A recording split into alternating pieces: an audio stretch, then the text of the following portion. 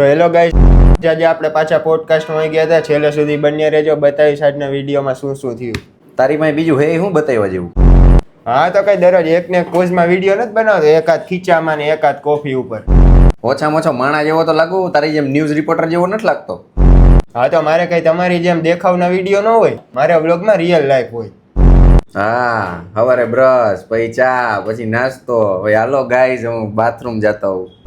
તોય ભાઈ અત્યારે બધાને ને રિયાલિટી જ ગમે. તમારી જેમ અમે ચા પીવા જઈને સ્લો મોશનનું એડિટિંગ નથી કરતા. હવે સ્લો મોશન ની ક્યાં કથા કરે છે? હવે તું એક પફ ખાવા જાસ ને 25-30 મિનિટનો વિડીયો બનાવસ ને પફ આવો હે ને તેવો હે. કાલે જ હજી 50,000 રૂપિયા આવ્યા.